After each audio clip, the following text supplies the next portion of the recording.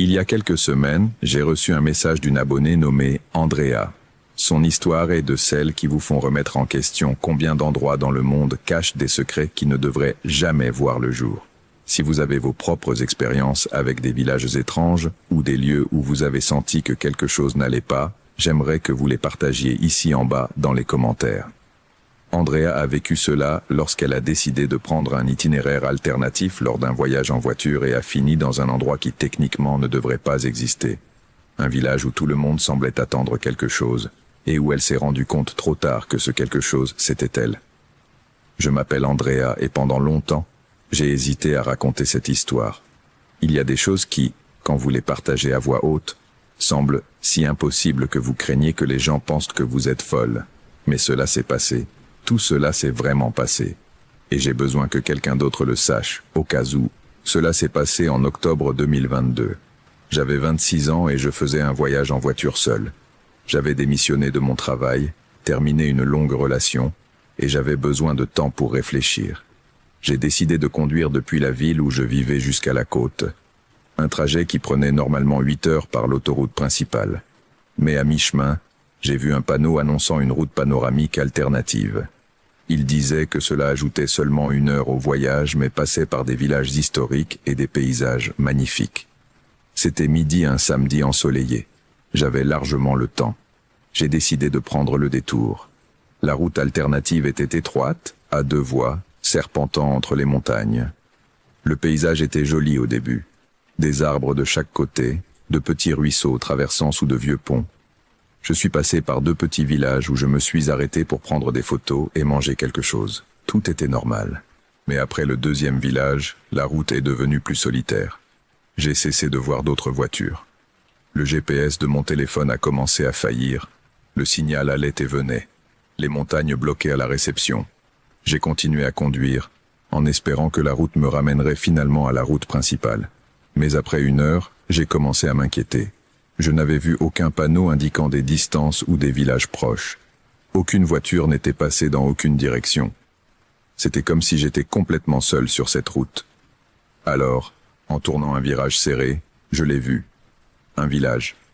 Il est apparu soudainement, comme si quelqu'un l'avait placé là pendant que je ne regardais pas. Il était dans une petite vallée entourée de montagnes. Je pouvais voir une rue principale avec des bâtiments de 2 étages, une église avec un clocher, quelques maisons dispersées. Il y avait des voitures garées, des gens marchaient, des signes de vie. Je me suis senti soulagé.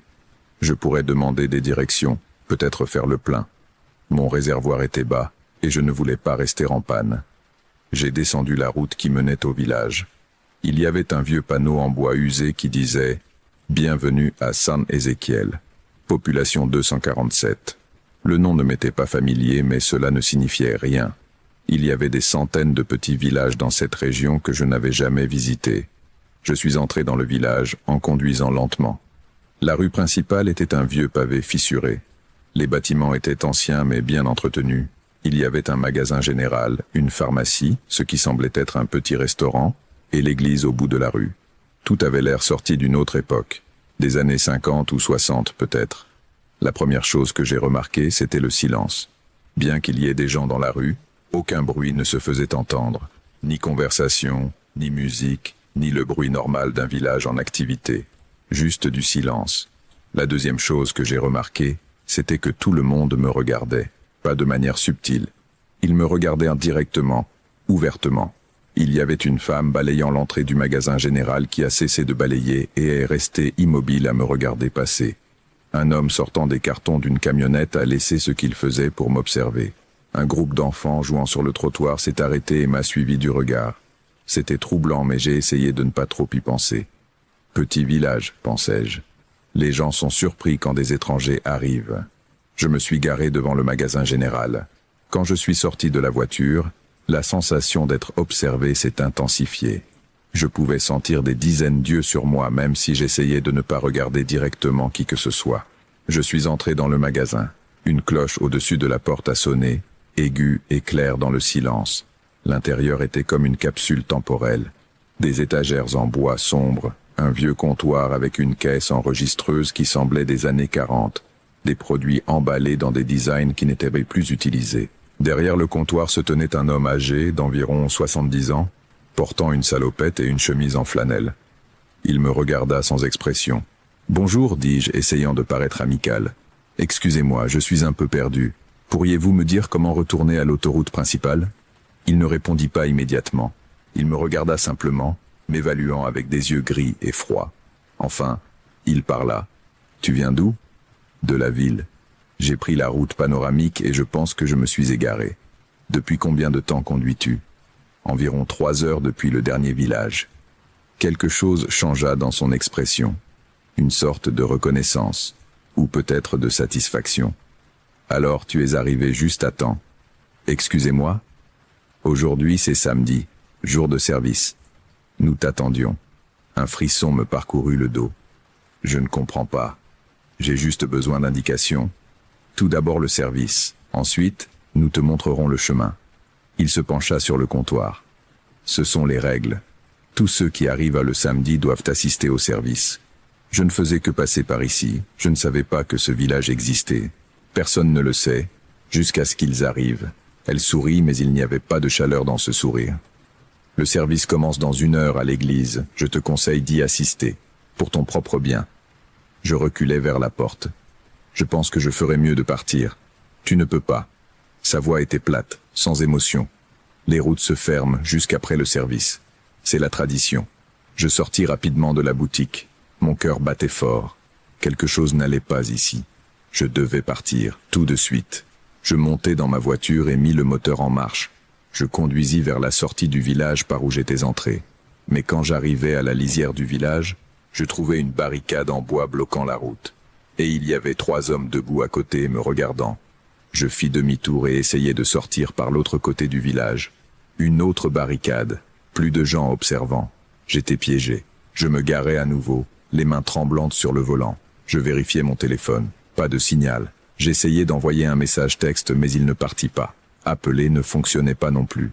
Je regardais autour du village. Les gens étaient encore dans les rues, mais maintenant tous se déplaçaient dans la même direction, vers l'église.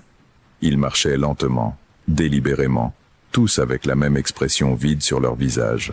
J'ai décidé de rester dans la voiture. J'ai verrouillé les portes et j'ai attendu. Peut-être qu'une fois leur service terminé ou quoi que ce soit, ils enlèveraient les barricades et je pourrais partir. Mais après quelques minutes, quelqu'un a frappé à ma fenêtre. Une femme d'âge moyen avec une robe à fleurs de style ancien. Elle souriait mais ses yeux étaient morts. « C'est l'heure », a-t-elle dit. « Tu dois aller à l'église. »« Je ne veux pas. Laissez-moi partir. » Après le service. « Tu dois d'abord participer. Ce sont les règles. » « Que se passe-t-il si je n'y vais pas ?» Son sourire s'est estompé. « Alors nous devrons t'emmener. » J'ai regardé autour de moi. Plus de gens s'étaient rassemblés autour de ma voiture. Une douzaine de personnes, toutes me regardant avec ses yeux vides. Certains avaient des outils à la main, des pelles, des marteaux, des cordes. La peur m'a envahi. J'étais complètement seul, sans moyen de demander de l'aide, entouré de personnes qui n'étaient clairement pas bien. Je suis sorti de la voiture avec des jambes tremblantes. D'accord, j'irai. La foule s'est ouverte pour me laisser passer. Ils m'ont escorté vers l'église, marchant en silence autour de moi comme des gardes. Je pouvais sentir leur regard sur moi, lourd et insistant. L'église était un vieux bâtiment en pierre grise avec un haut clocher. Les portes en bois étaient ouvertes. À l'intérieur, je pouvais voir que les bancs étaient pleins de gens. Tous assis dans un silence parfait, tous regardant vers l'autel. Ils m'ont emmené à l'intérieur et m'ont fait asseoir au premier banc. Devant moi, l'autel était décoré de manière étrange. Il n'y avait pas de croix. À la place, il y avait un grand cercle peint sur le mur, noir avec des bords rouges. À l'intérieur du cercle, il y avait des lettres que je ne reconnaissais pas, dans un ancien alphabet. Et sous le cercle, il y avait une table avec des objets, des bougies noires, un calice en métal sombre, et quelque chose qui semblait être un très vieux livre avec des couvertures en cuir craquelé. Un homme est sorti d'une porte latérale. Il était âgé, peut-être 80 ans, vêtu d'une tunique noire. Il s'est dirigé vers l'autel avec des pas lents mais sûrs. « Frères et sœurs », dit-il d'une voix étonnamment forte. « Aujourd'hui est un jour béni.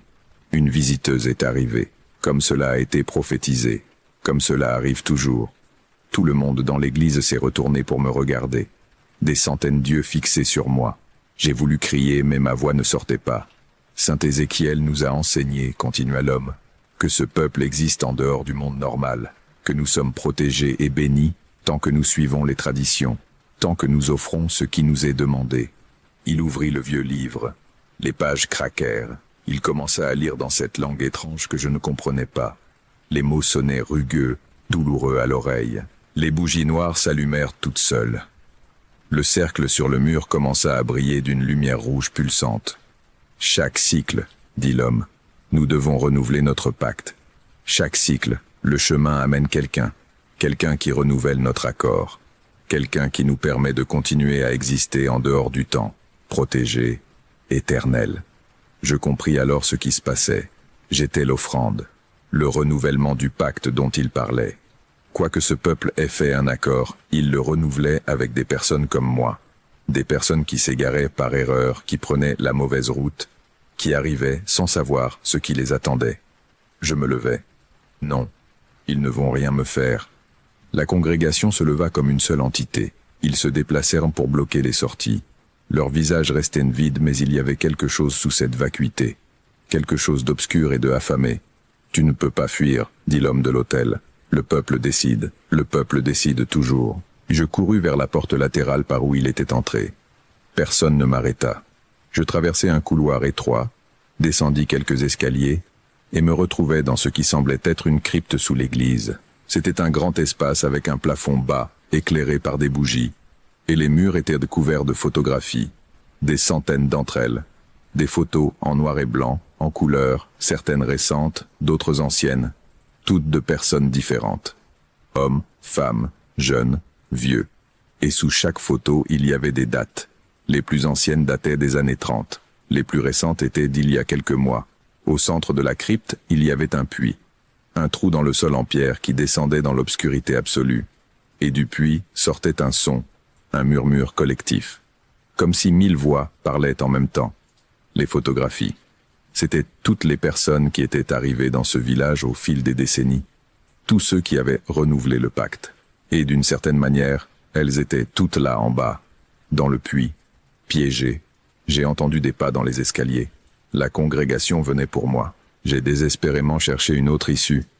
Il y avait une petite porte au fond de la crypte. J'ai couru vers elle, je l'ai ouverte, et j'ai trouvé un tunnel. Un passage souterrain qui sentait la terre humide et quelque chose de pourri. Je n'avais pas d'autre choix. Je suis entré dans le tunnel.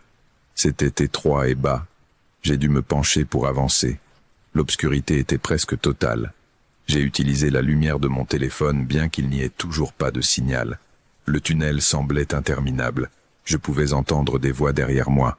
Des cris. Ils m'appelaient. « Andrea, reviens. Tu ne peux pas échapper. Le village reprend toujours ce qui est à lui. » J'ai continué à courir, trébuchant, les murs du tunnel me grattant les bras. Mes poumons brûlaient. Mais je ne pouvais pas m'arrêter. Après ce qui a semblé une éternité, j'ai vu de la lumière devant. Le tunnel se terminait par une ouverture donnant sur la forêt en dehors du village. Je suis sorti, aspirant l'air frais, regardant autour de moi pour essayer de me repérer. J'étais sur le flanc d'une montagne, au-dessus du village. Je pouvais le voir en bas dans la vallée. L'église, les rues, les bâtiments. Et je pouvais voir les gens sortir de l'église, me cherchant. J'ai commencé à gravir la montagne, m'éloignant du village. Je devais atteindre la route, je devais trouver de l'aide. La forêt était dense, les branches me griffaient, les rochers me faisaient trébucher. Mais j'ai continué à monter. J'ai atteint le sommet de la montagne lorsque le soleil commençait à se coucher. Et d'en haut, j'ai regardé vers la vallée où se trouvait le village. Il n'y avait rien. La vallée était vide. Juste des arbres, des rochers, de la terre. Aucun bâtiment, aucune route, aucun signe qu'il y ait jamais eu un village là. J'ai cligné des yeux, certaine que mes yeux me trompaient. Mais non, la vallée était complètement vide. Saint Ézéchiel avait disparu. J'ai marché pendant des heures dans l'obscurité, suivant la route que j'avais empruntée à l'origine. Finalement, j'ai atteint la route principale. Un conducteur de camion s'est arrêté et m'a emmené à la ville la plus proche. Je lui ai dit que j'avais eu des problèmes avec ma voiture et que je m'étais perdu dans la forêt. Je ne lui ai pas mentionné le village. Je savais qu'il ne me croirait pas. Je suis allé à la police le lendemain. Je leur ai dit qu'il y avait un village étrange dans les montagnes, que quelque chose de mauvais se passait là-bas. Ils m'ont regardé comme si j'étais folle. Ils ont vérifié les cartes. Il n'y avait aucun village nommé San Ézéchiel dans cette région. Il n'y en avait jamais eu. J'ai insisté pour qu'ils m'emmènent sur place. Nous sommes partis en patrouille, moi les guidant. Quand nous sommes arrivés à l'endroit où j'avais vu le panneau de bienvenue, il n'y avait rien, juste une route vide. Quand nous sommes descendus dans la vallée, nous n'avons trouvé qu'une forêt dense, aucune trace de civilisation, aucune route menant à un village qui n'existait pas. Les agents ont pensé que j'avais eu un épisode, stress du voyage, peut-être des hallucinations. Ils m'ont suggéré de voir un médecin, ils m'ont ramené en ville et c'était tout. Mais je sais ce que j'ai vu, je sais ce que j'ai vécu. Le village était réel, les gens étaient réels, le pacte qu'ils avaient fait était réel. J'ai enquêté pendant des semaines. J'ai cherché dans des archives historiques, dans des bibliothèques, sur Internet. J'ai finalement trouvé quelque chose. Une brève mention dans un livre d'histoire régionale de 1923. Il parlait d'un village appelé San Ézéchiel, qui avait été fondé en 1887. En 1932, tout le village a disparu. 247 personnes, du jour au lendemain. Les autorités sont allées enquêter après que personne du village ne soit apparu dans la ville voisine pendant des semaines. Lorsqu'elles sont arrivées, le village était vide. Pas de corps, pas de signe de lutte, rien. Comme si tout le monde avait simplement cessé d'exister. Le cas n'a jamais été résolu. Le village a été déclaré abandonné, mais avec le temps, même le site du village a disparu des cartes. Les gens ont oublié qu'il avait existé, mais il n'a pas vraiment disparu. Il a fait un pacte, avec quelque chose d'ancien et d'obscur, quelque chose qui les a maintenus existants en dehors du temps normal, existant à des moments spécifiques, à des jours spécifiques, attendant que des personnes non averties prennent la mauvaise route. Et chaque fois que quelqu'un arrive, ils renouvellent leur pacte. Ils maintiennent leur existence pour un cycle de plus. Ils piègent une autre âme dans ce puits sous l'église.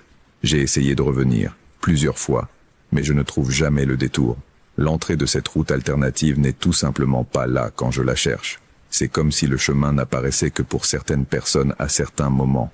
Ou peut-être que j'ai déjà accompli mon but. Je suis arrivé, j'ai vu le village, je me suis échappé. Et en m'échappant, peut-être que j'ai brisé quelque chose. Peut-être que le pacte exigeait que je reste, et en partant, je l'ai affaibli. Ou peut-être qu'il me laisse juste vivre avec la connaissance, sachant qu'il existe des endroits entre les espaces du monde normal. Des endroits qui piègent ceux qui s'écartent du chemin. Des endroits remplis de gens qui ont fait des pactes terribles il y a des décennies et qui sont maintenant piégés dans un cycle éternel d'existence et de renouvellement. Parfois, je me demande ce qui s'est passé quand je ne suis pas resté.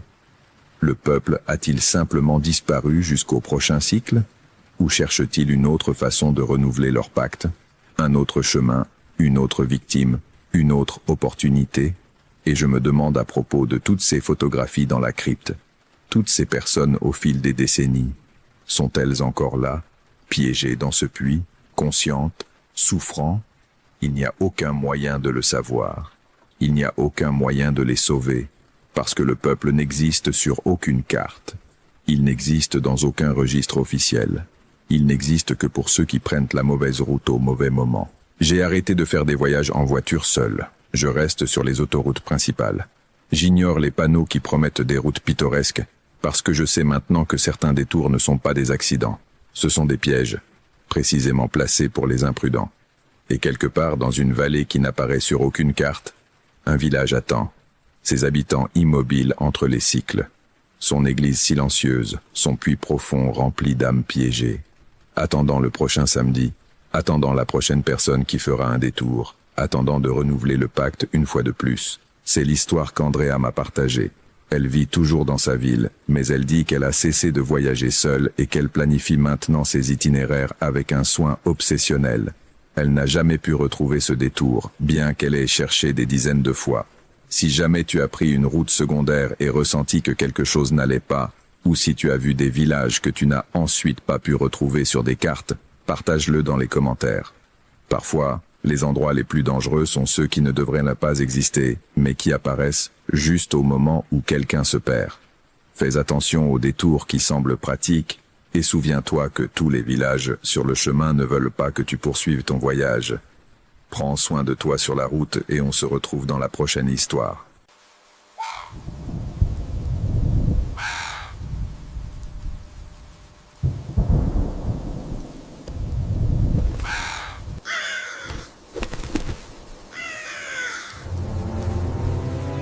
Je veux partager le témoignage d'un auditeur qui signe comme Rodrigo, depuis le Pérou.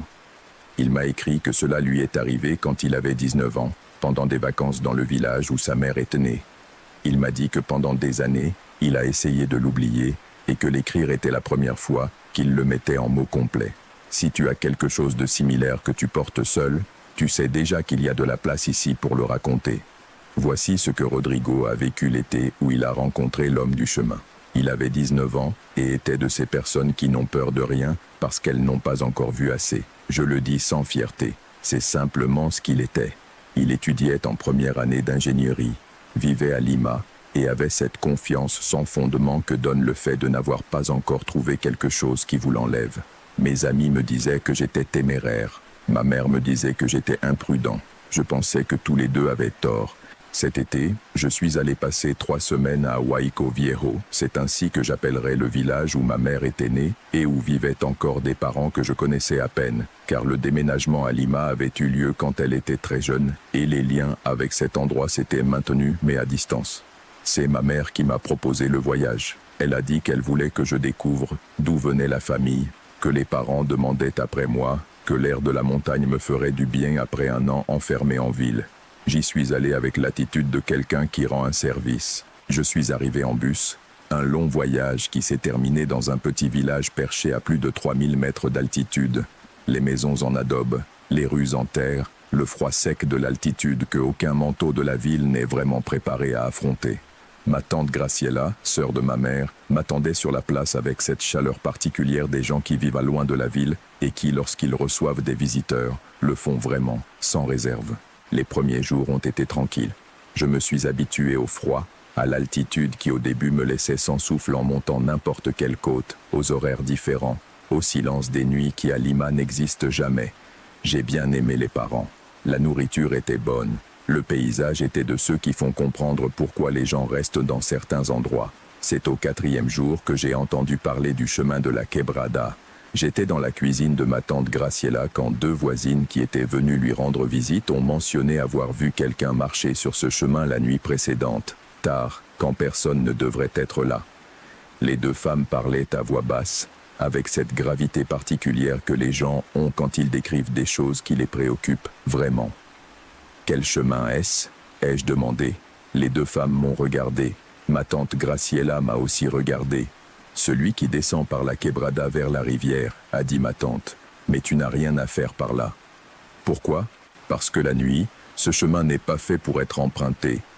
Dit une des voisines, une dame appelée Doña Carmen, qui avait l'expression permanente de quelqu'un qui a vu trop de choses mauvaises et qui préférerait ne plus en voir. « Qu'est-ce qui ne va pas ?» Doña Carmen me regarda avec cette patience que les personnes âgées ont quand elles expliquent quelque chose à quelqu'un de jeune, qu'elles savent qu'il ne comprendra pas tout à fait. « Il y a un homme qui marche sur ce chemin la nuit, dit-elle. Cela fait de nombreuses années. Personne ne sait depuis combien de temps exactement. Les vieux du village le connaissent, ses parents le connaissaient, il a toujours été là. Un homme réel. C'est ce que cela semblait être, dit Doña Carmen. Jusqu'à ce que tu t'approches. Je lui demandai ce qu'elle voulait dire par là. Ma tante Graciela a posé une tasse de thé devant moi, avec plus de force que nécessaire. « Rodrigo, dit-elle, il y a des choses dans ce village qui sont de ce village et que les gens de l'extérieur ne comprennent pas. Ce n'est pas parce qu'elles sont stupides, mais parce qu'ils n'ont pas grandi avec elles. Je te demande de faire attention et de ne pas aller sur le chemin de la Quebrada la nuit. » J'ai changé de sujet, mais j'ai gardé l'information. Cette nuit-là, allongé dans la chambre qui m'avait été assignée, avec le froid de la montagne s'infiltrant par la fenêtre et le silence complet du village endormi, j'ai pensé à l'homme du chemin, à cette manière dont les avertissements mal expliqués s'installent dans l'esprit de quelqu'un de 19 ans qui n'a pas encore appris qu'il y a des avertissements qui méritent d'être obéis sans comprendre tout à fait pourquoi. Le lendemain, j'ai demandé à mon cousin Sébastien, qui avait mon âge et avait grandi dans le village, au sujet du chemin de la Quebrada. Sébastien était différent de moi, plus silencieux, plus prudent, avec cette relation particulière avec l'environnement que les gens qui ont grandi dans des endroits où la nature est proche ont, et où les anciennes histoires font partie du paysage autant que les collines. « T'ont-ils parlé du marcheur ?» dit-il. « Les voisines de ta maman. Tu l'as vu ?» Sébastien me regarda. « Une fois, dit-il, quand j'avais environ 15 ans. Je suis allé avec des amis sur le chemin la nuit, pour faire les braves. Nous l'avons vu de loin. Et nous sommes partis en courant, dit-il, sans aucun drame, comme si c'était la seule réponse raisonnable. Nous ne sommes pas revenus. Que avez-vous vu exactement? Sébastien mit du temps à répondre. Un homme marchant sur le chemin, dans la direction de la rivière. De dos. Ce qui se passe, c'est que le chemin à cet endroit est droit, sans courbe, et nous le voyons d'en haut, d'où le chemin tourne. Nous avons regardé pendant un moment. L'homme marchait. Il continuait à marcher. Et il n'avançait pas. Il n'avançait pas. Il marchait et marchait, mais n'arrivait nulle part. Comme si le chemin sous lui se déplaçait à l'envers. Sébastien fit une pause. Après un moment, il cessa de marcher et resta immobile. Et lentement, il se tourna. Pas complètement. Juste assez pour que nous sachions qu'il savait que nous étions là. Et à ce moment-là, nous sommes partis. Cela aurait dû suffire pour moi. Ça ne l'était pas. Cette nuit-là, lorsque la maison dormait déjà et que le village était complètement silencieux, je mis mon manteau, pris la petite lampe de poche que j'avais dans mon sac à dos et sortis. Le chemin de la quebrada était facile à trouver. Il sortait de l'extrémité sud du village et descendait la pente en suivant le bord de la quebrada, entre des rochers et des buissons bas, qui de jour avaient un aspect ordinaire et qui, la nuit, avec seulement la lumière de la lune, avaient des ombres allongées et des formes ambiguës de la végétation nocturne. J'ai marché pendant environ 20 minutes. Le froid était plus intense en dehors du village, avec le vent qui descendait de la colline et qui sentait la terre et quelque chose de minéral que je n'ai pas su identifier. La lampe de poche éclairait le chemin devant moi mais créait une obscurité plus dense sur les bords, cet effet de tunnel qui rend tout mouvement latéral plus menaçant qu'il ne l'est.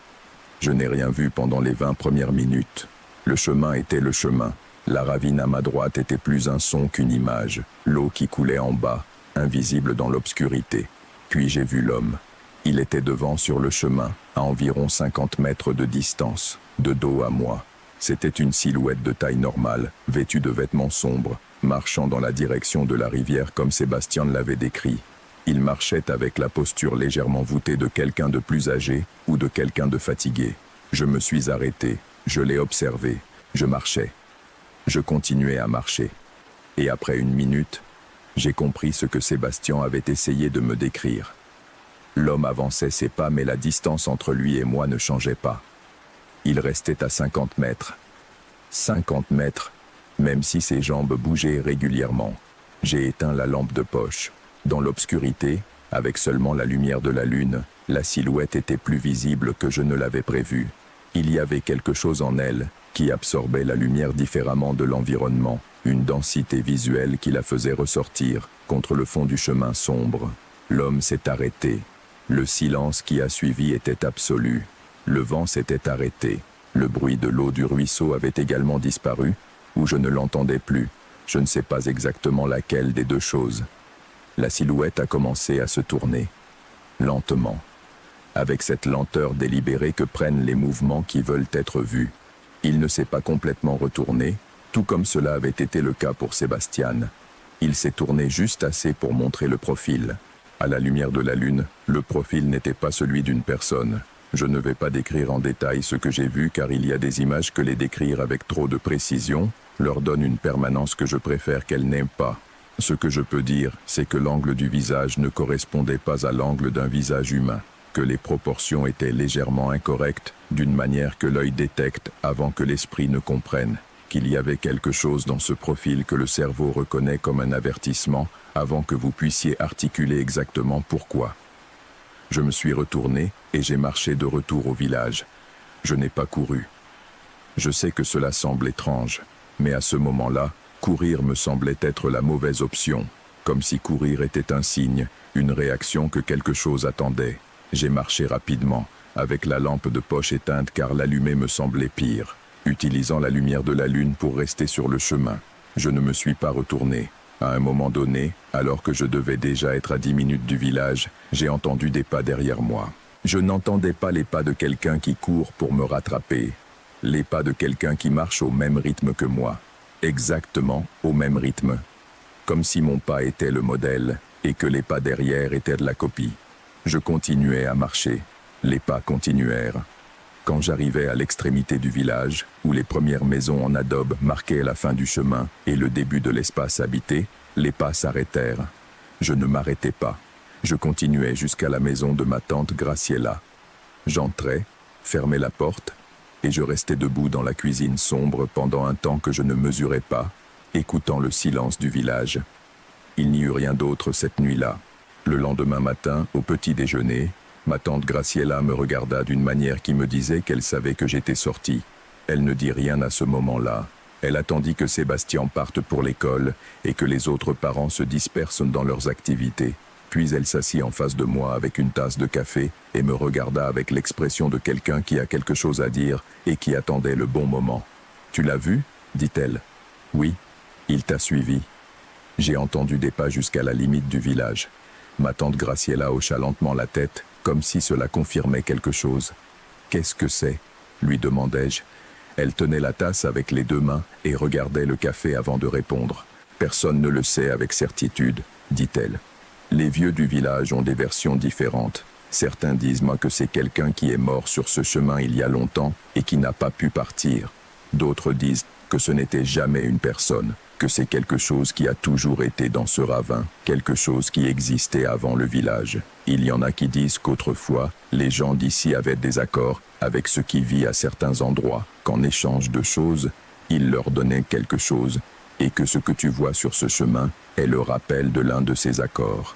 Quel genre d'accord? Du genre qu'il vaut mieux ne pas trop savoir, dit ma tante. Ce que tout le monde sait ici, c'est qu'il y a des règles. Ne pas aller sur le chemin la nuit est la principale. Tant que personne ne le cherche, il ne se passe rien. Le problème, c'est quand quelqu'un le cherche. Que se passe-t-il quand quelqu'un le cherche? Ma tante me regarda droit dans les yeux. Cela dépend de combien tu t'approches, dit-elle. Et de s'il te reconnaît. Que signifie qu'il te reconnaisse? Cela signifie qu'à partir de ce moment-là, il sait qui tu es, dit-il. Que tu n'as pas besoin d'aller sur le chemin pour qu'il sache où tu es.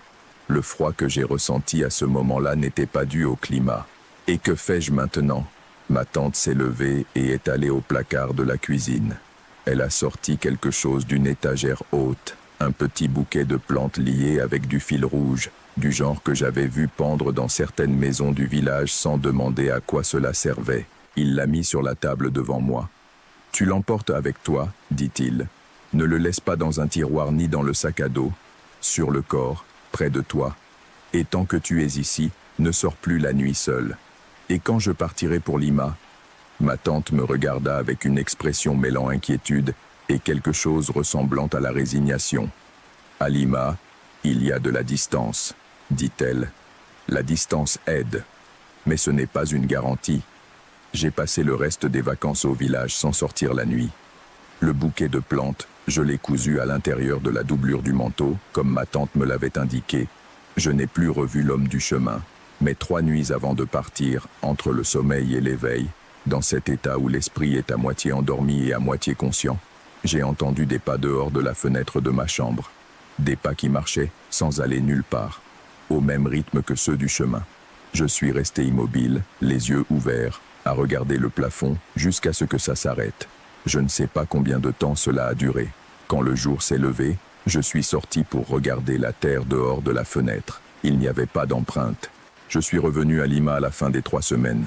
Le bouquet de plantes, je l'ai rangé dans le tiroir de la table de nuit, pas dans la doublure du manteau comme ma tante me l'avait dit, car à Lima, cela m'a semblé excessif, une concession trop grande à quelque chose que je voulais me convaincre de ne pas être complètement réel. Cette nuit-là, j'ai rêvé du chemin de la quebrada, de la silhouette de dos qui n'avançait pas, du profil qui se tournait lentement sous la lumière de la lune. Le matin suivant, j'ai sorti le paquet du tiroir et je l'ai mis dans la poche de mon pantalon. Je continue à le porter.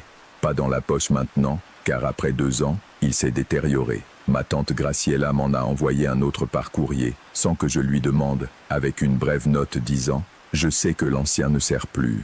Prends soin de toi. Je n'ai pas rêvé du chemin depuis que j'ai le nouveau. Ou du moins, je ne me souviens pas l'avoir rêvé. Ce qui n'est pas exactement la même chose. » Jusqu'ici, le témoignage de Rodrigo. Il m'a dit en l'envoyant qu'il ne sait pas si ce qu'il a vu cette nuit-là était ce que les anciens du village décrivent ou quelque chose de différent, et qu'il a déjà cessé d'avoir besoin de le savoir. Je pense que c'est de la sagesse. Si jamais tu as visité un endroit où les règles locales avaient plus de sens que tu ne voulais l'admettre, raconte-le-moi dans les commentaires. Et si cette histoire t'a accompagné pendant que tu te reposais, abonne-toi pour continuer à écouter plus chaque semaine. Bonne nuit, on se retrouve la prochaine fois.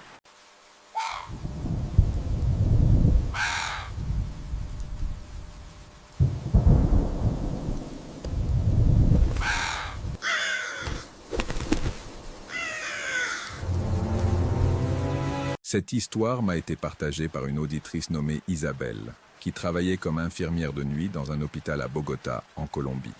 Ce qu'elle a été témoin dans la salle de maternité pendant plusieurs mois l'a amenée à remettre en question tout ce qu'elle croyait sur la vie, la mort et ce qui existe entre ces deux états.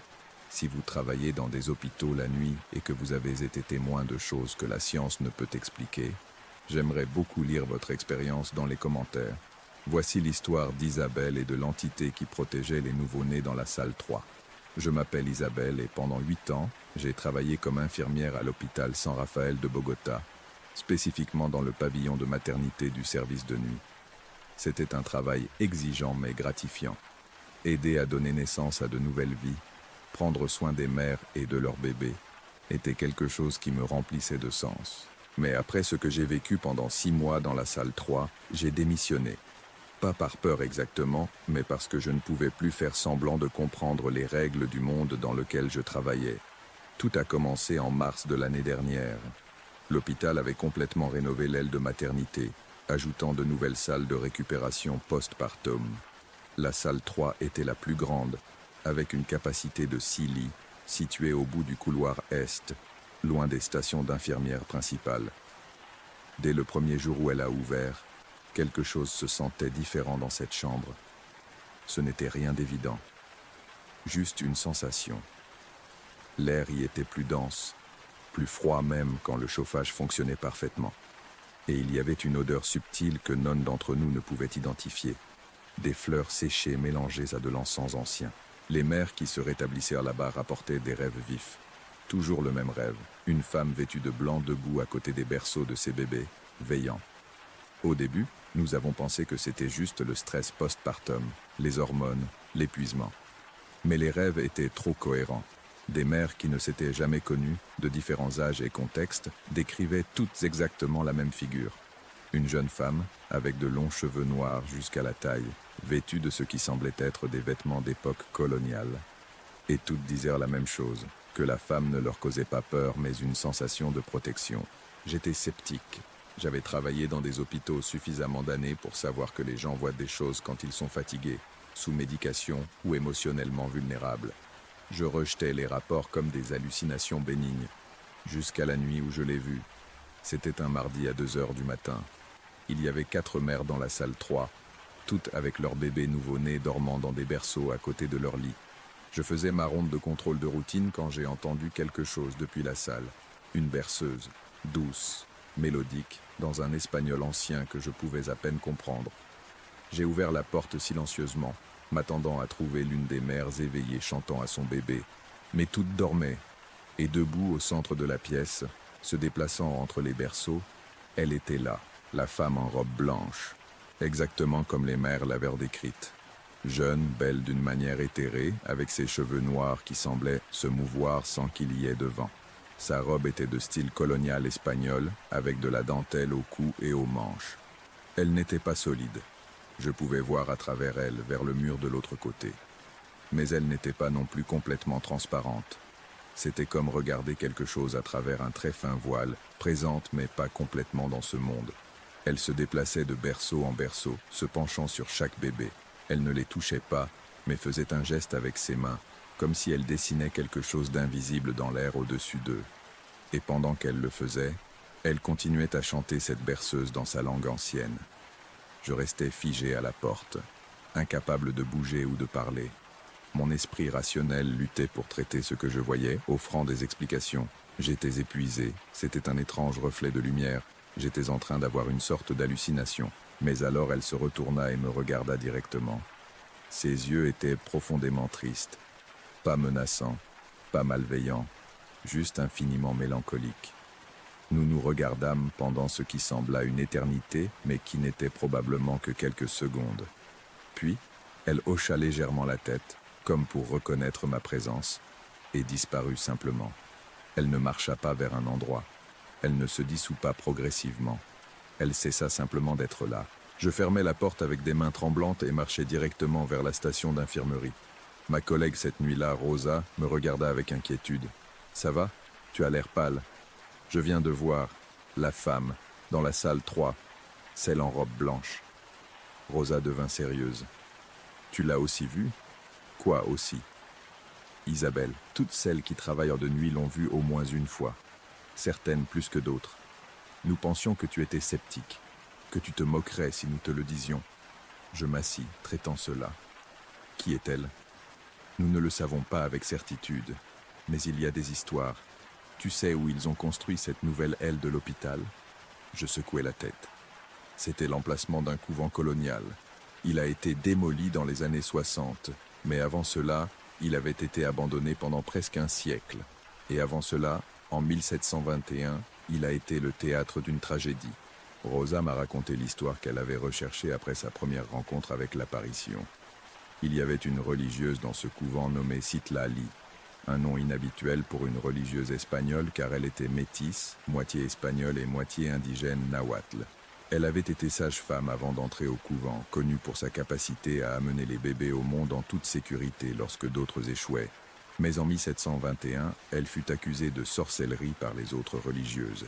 Elle l'accusait d'utiliser des méthodes païennes lors de ses accouchements, de murmurer des enchantements sur les nouveau-nés, de faire des marques invisibles sur eux qui étaient censées les protéger du mauvais œil et des esprits malins. Elle fut jugée par l'Inquisition, condamnée et exécutée.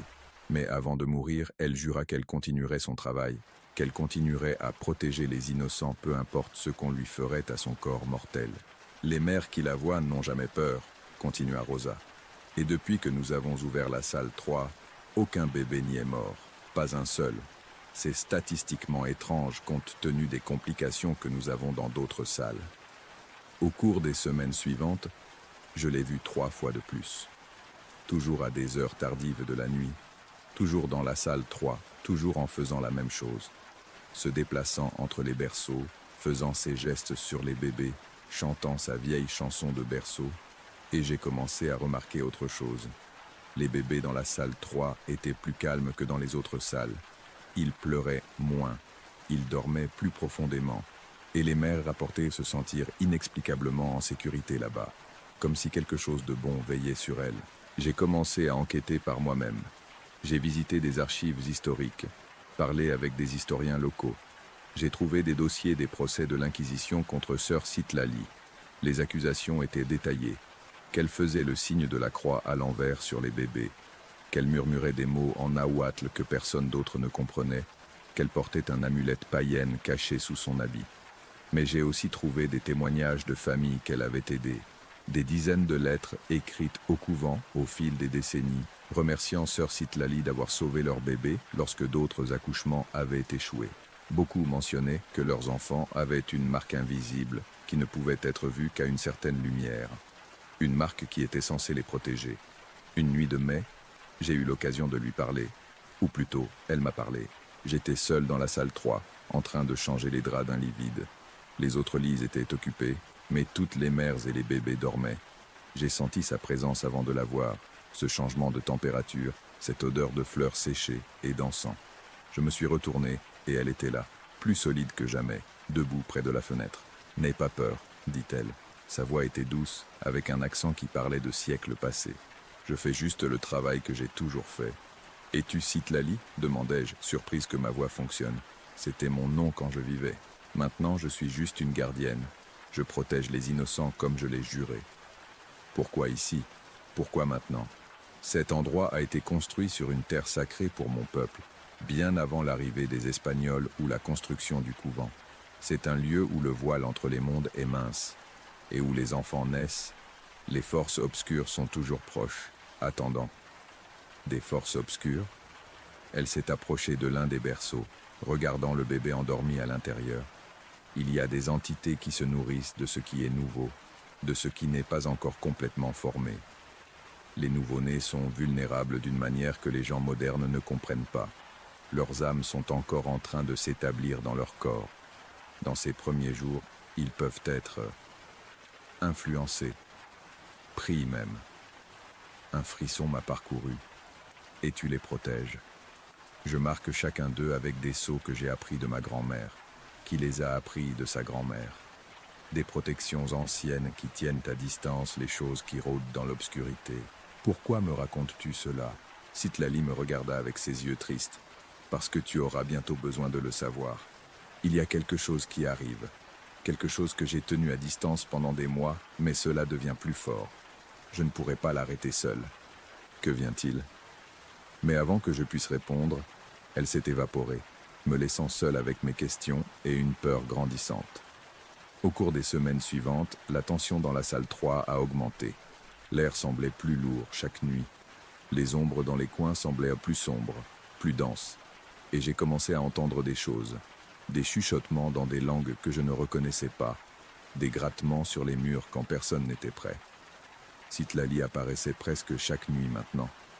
Mais elle semblait plus faible, moins substantielle. Et ses marques protectrices sur les bébés prenaient plus de temps. Comme si cela nécessitait plus d'efforts pour les faire. Puis est venue la nuit du solstice d'été, le 21 juin. Il y avait 6 bébés dans la salle 3 cette nuit-là. Tous nés ce jour-là, tous en bonne santé. Leur mère dormait épuisée après l'accouchement. J'étais de garde avec Rosa et une autre infirmière, Patricia. À minuit, toutes les lumières de la salle 3 se sont éteintes simultanément. Les éclairages d'urgence n'ont pas fonctionné. La pièce est tombée dans l'obscurité totale. Et dans cette obscurité, quelque chose d'autre est entré. Je ne pouvais pas le voir clairement, mais je pouvais le sentir. Une présence massive, froide, affamée. Elle se déplaçait dans la pièce, s'approchant des berceaux. Et des berceaux, les bébés ont commencé à pleurer. Ce n'était pas un pleur normal de bébé. C'était de la pure terreur, un son qu'aucun nouveau-né ne devrait pouvoir émettre. Les mères se sont réveillées, criant, cherchant à tâtons leurs enfants dans l'obscurité. Rosa, Patricia et moi avons couru dans la salle avec des lampes de poche. Ce que j'ai vu à la lumière de nos lampes de poche me hantera pour toujours.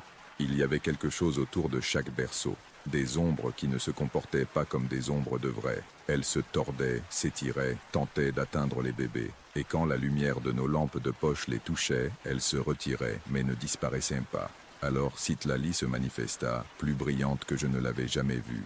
Sa forme éthérée brillait maintenant d'une lumière propre, remplissant la pièce d'une lueur douce. « Reculez !» cria-t-elle en espagnol ancien, puis en nahuatl, puis dans une langue que je ne reconnaissais pas. Elle étendit ses mains et de celles-ci sortirent des lignes de lumière, tissant un réseau de protection autour de chaque berceau.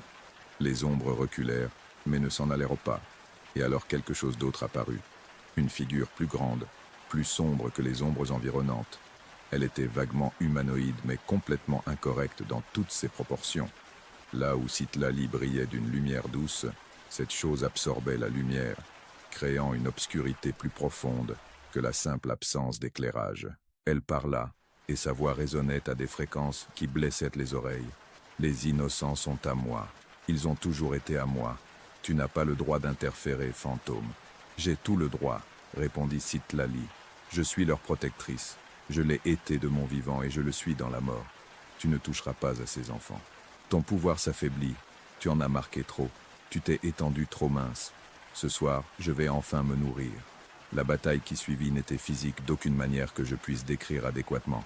C'était lumière contre obscurité, volonté contre volonté, protection contre faim. Les murs tremblaient. L'air devenait alternativement glacial et chaud, et les bébés continuaient de pleurer ce cri terrible. Citlali se battait vaillamment, mais elle pouvait voir que la chose sombre avait raison. Elle s'affaiblissait, sa lumière clignotait, ses protections se fissuraient. Et alors, sans y penser consciemment, j'ai fait quelque chose. Je me suis interposé entre l'entité sombre et le berceau le plus proche, protégeant le bébé avec mon propre corps. « Non, dis-je, ma voix tremblante mais ferme. Tu ne les toucheras pas. » L'entité a ri, un son comme du verre brisé. « Que peut faire un mortel contre moi ? » Je ne sais pas, ai-je admis. Mais je ne suis pas seul. Rosa et Patricia se sont placées à mes côtés, formant une barrière humaine autour des berceaux. Et alors quelque chose d'extraordinaire s'est produit. Les mères, faibles après l'accouchement, épuisées, se sont levées de leur lit. Une par une, elles se sont placées à nos côtés, formant un cercle de protection autour de leurs enfants. Ce sont nos petits, dit une mère d'une voix ferme. Tu ne les toucheras pas tant que nous aurons du souffle. Et à ce moment-là, Citlali trouva une force renouvelée. Sa lumière brillait plus intensément que jamais. Tu vois, dit-elle à l'entité sombre, la protection la plus forte ne vient pas de marques ou de sceaux. Elle vient de l'amour des mères pour leurs enfants. Elle vient de la volonté de se sacrifier pour les innocents. Et tant que cela existera, tu ne pourras jamais me vaincre. Elle étendit ses mains, et d'elle jaillit une explosion de lumière si brillante que nous dûmes fermer les yeux. Quand nous les ouvrîmes, l'entité sombre et toutes les ombres avaient disparu. L'électricité revint. La pièce se remplit de lumière fluorescente normale. Et Citlali était toujours là, mais elle avait l'air différente. Plus solide, plus présente. Elle nous regarda toutes avec gratitude. « Merci », dit-elle simplement. « Vous m'avez rappelé pourquoi je me bats. Je ne peux pas protéger tous les enfants seuls. Mais avec des mères courageuses et des gardiennes dévouées, les innocents seront toujours en sécurité. » Elle s'est approchée de chaque bébé, faisant ses marques une dernière fois. Mais cette fois, elle pouvait les voir. Des symboles brillants qui flottaient dans l'air au-dessus de chaque enfant pendant un moment, avant de s'absorber dans leur peau. Ces sceaux dureront toute leur vie, dit-elle. Ils les protégeront non seulement des entités obscures, mais aussi des mauvaises intentions, des maladies qui auraient pu les emporter, des accidents qui auraient pu les blesser. Ce sont des bénédictions autant que des protections. Va-t-elle revenir? La chose sombre, ai-je demandé. Elle essaiera. Mais maintenant, elle sait que cet endroit est protégé non seulement par moi, mais par la volonté collective des vivants. C'est quelque chose qu'elle ne peut pas vaincre facilement. Citlali me regarda droit dans les yeux. Continue ton travail, Isabelle. Prends soin des mères et de leurs bébés. Et quand tu verras des choses que tu ne peux pas expliquer, souviens-toi, le monde est plus complexe que ce que la science admet. Il y a des forces tant de lumière que d'obscurité, et parfois, nous au milieu devons choisir un camp. Et avec cela, elle s'est estompée. Mais cette fois, je n'ai pas ressenti de tristesse. J'ai ressenti de la paix. Les mères dans la salle 3 cette nuit-là se souvenaient de tout. Nous avons parlé de le signaler, mais que dirions-nous qu'un fantôme d'une religieuse du XVIIIe siècle protégeait ses bébés d'une entité démoniaque? Nous avons convenu de garder cela privé, un secret partagé. Mais l'histoire a fuité de toute façon, comme ces histoires ont tendance à le faire. Bientôt, des mères demandèrent spécifiquement la salle 3. Elles l'appelaient la salle bénie, et elles avaient raison. Les bébés qui passaient leur premier jour là-bas prospéraient d'une manière qui semblait aller au-delà de ce qui était médicalement explicable. J'ai continué à voir Citlali occasionnellement au cours des mois suivants. Jamais aussi dramatique que cette nuit du solstice, mais là, faisant son travail silencieux. Parfois juste une ombre dans le coin de ma vision, d'autres fois plus claire, souriant doucement tout en veillant sur les nouveau-nés. Mais il y a 3 mois, j'ai reçu une offre d'emploi de jour dans une clinique pédiatrique. Meilleur salaire, meilleurs horaires, plus près de ma famille. J'ai accepté, mais avant de partir, je suis retourné dans la salle 3 une dernière nuit. Citlali est apparue, comme si elle m'attendait. « Tu pars », a-t-elle dit. Ce n'était pas une question. Oui, il est temps de changer. Tu as été une bonne gardienne. Les enfants que tu as aidés emportent ta bonté avec eux. Tu resteras ici. Tant qu'il y aura des bébés qui ont besoin de protection, je serai ici. C'est mon but, ma raison de rester quand je devrais être parti depuis des siècles. Tu ne veux pas te reposer? Elle a souri. Et pour la première fois, la tristesse dans ses yeux s'est allégée. Quand le dernier enfant que j'ai marqué vivra sa vie entière et mourra de vieux, alors je me reposerai. D'ici là, il y a du travail à faire. Puis-je te demander quelque chose? Les marques que tu fais, les protections, sont-elles de la sorcellerie comme les sœurs t'ont accusé? Son amour, répondit-elle simplement. Connaissance ancienne transmise de grand-mère à petite-fille pendant 1000 générations, oui, mais en son essence, ce n'est que de l'amour cristallisé sous forme de protection. Appelle-le comme tu veux, sorcellerie, bénédiction, magie, prière. Le nom n'a pas d'importance. L'intention, si. Nous nous regardâmes en silence un moment. Prends soin d'eux, dis-je finalement. Toujours, répondit-elle. Et je partis de l'hôpital San Rafael pour la dernière fois. Maintenant, je travaille à la clinique pendant la journée, s'occupant des enfants malades, administrant des vaccins, faisant des contrôles de routine. C'est un bon travail. Mais parfois, cela me manque. Le service de nuit, le calme de l'hôpital sombre, et oui, même les apparitions. Parce que maintenant, je sais que nous ne sommes pas seuls dans ce monde, qu'il y a des gardiens invisibles travaillant dans les marges, protégeant les vulnérables, maintenant la noirceur à distance.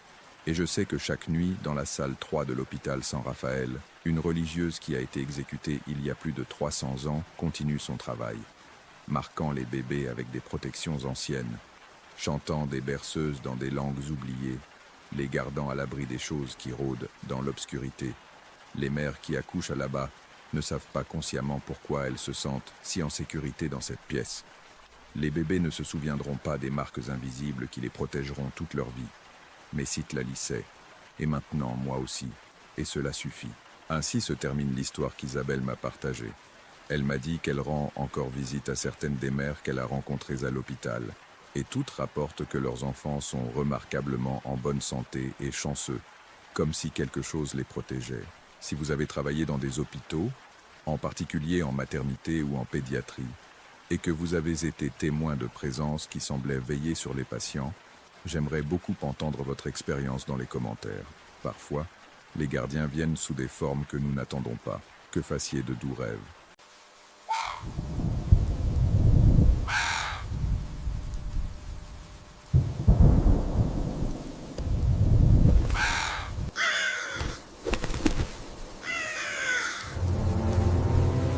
Il y a quelques jours, j'ai reçu un message d'un auditeur qui signe comme Daniel, depuis le Guatemala.